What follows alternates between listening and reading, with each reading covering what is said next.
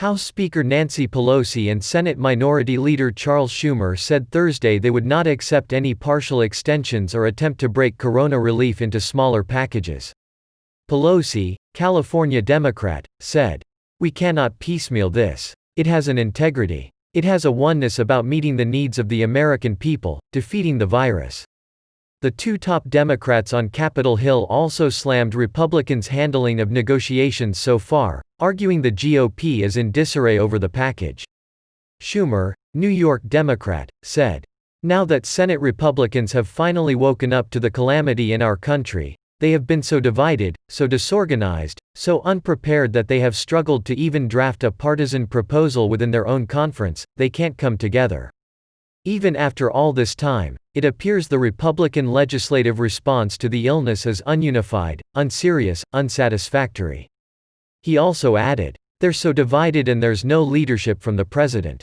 Their comments come after the White House and Senate Republicans announced Wednesday night they had a deal on this next corona package, but no proposal has been announced as of Thursday morning.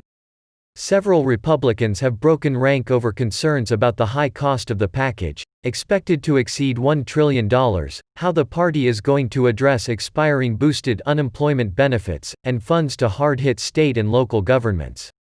With the extra $600 a week unemployment benefits, as well as a few other corona provisions including eviction protection, are set to expire this month, putting pressure on lawmakers to meet those deadlines.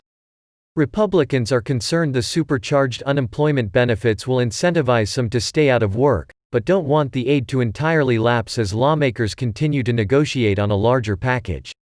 There were reports Wednesday that the GOP was debating a short-term extension on the $600 a week since many could agree on an exact number.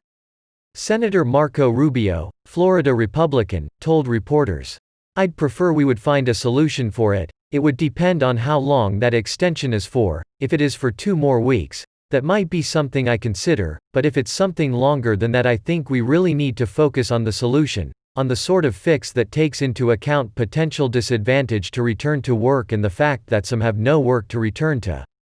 Treasury Secretary Steven Mnuchin said Thursday the White House is looking at approximately 70% wage replacement.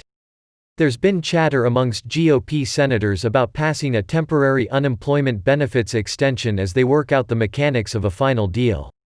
Democrats, meanwhile, are committed to extending the full $600 a week payments, but Pelosi also wants to see what Republicans have to offer on direct payments to the public.